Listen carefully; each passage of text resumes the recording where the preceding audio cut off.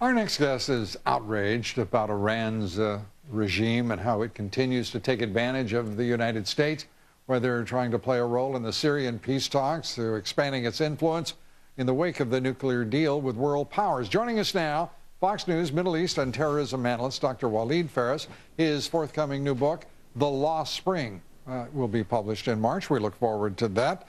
Waleed, good to have you here. Let's start with, I'm sorry, I don't mean to laugh. These are very serious issues, but when we worry about the United States being taken advantage of by a country so much smaller in every respect, it is almost befuddling to think that the United States can't get a fair break from a small, relatively primitive country that we should easily be able to handle.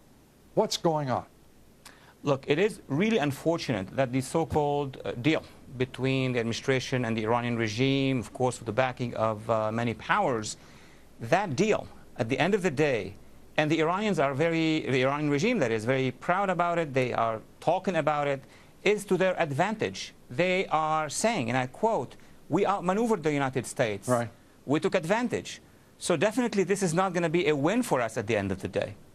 Well, just because they say it isn't a win for us doesn't necessarily make it so, as much of what they say is simply, well, not so.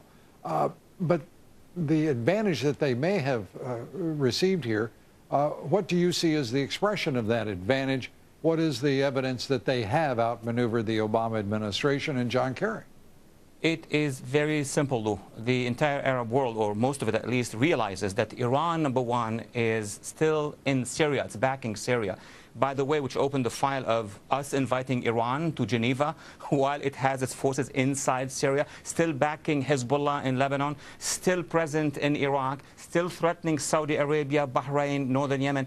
More important than that, it's still building the long-range missiles. So on all fronts, except that 6 months where they're not going to do uranium production more than 5%. They're going to do all of that. They're going to continue to expand. And more importantly, what concerns me, Lou, they are receiving billions of dollars from us, unfrozen money. $4.2 billion. There is another $100 billion out in the world in frozen Iranian assets, to which they now have access as well. But the money you're talking about, the 4.2, will be actually shipped directly to them. That's irretrievable, is it not? First, we cannot do anything about it once we would transfer, and worse, we cannot tell them what not to do and what to do. So I am the leader of Iran and the regime in Iran. I will reinvest this money with the Iranian Revolutionary Guards. I will support Hezbollah. I will support Assad. Maybe worse, I will reinvest it here in the United States and in the West to obtain more influence. This is money that we are giving to them that they're going to use later on to consolidate their position worldwide before making any concession. You know, I get kind of a kick out of Secretary Kerry and President Rouhani leading the negotiating teams for their respective nations. It reminds me of walking into a car dealership, talking with a car salesman, but he starts going back and forth with the sales manager. You know, the ideal is never to talk to the person who's going to be able to do more than talk. The reality here is that the government, our government, doesn't seem to have a clear outcome in mind that it can articulate to the American people, or has chosen not to. Look, I think they do know what they want to see, meaning the negotiations have been there for 2 years. It's not overnight.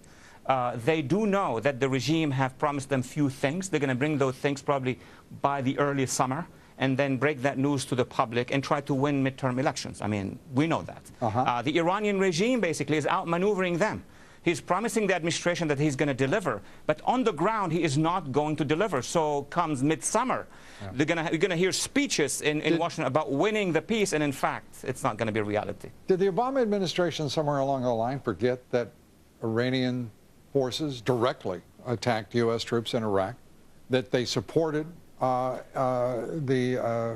anti-American forces in the field in Iraq, that they have been a state sponsor of terrorism, that they threaten still Israel, and they are approaching this as if it was a meeting at Home Depot, and everything will just conform to neighborhood zoning codes. I mean, I don't quite get it.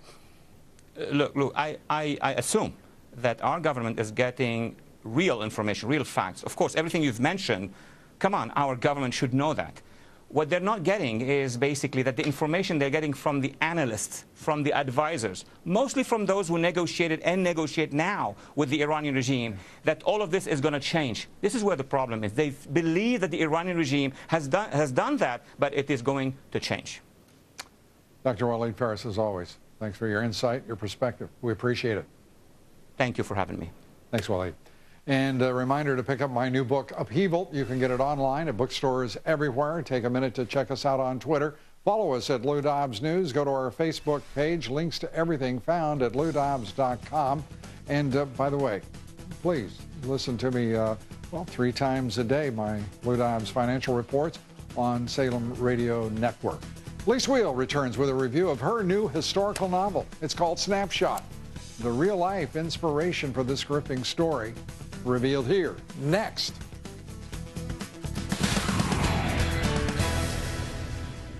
Did you know your blood vessels are as long as the U.S. oil pipeline system? These pipelines represent the heart of America's energy infrastructure. The Alerian MLP ETF provides access to the 25 leading energy infrastructure MLPs that operate these pipelines.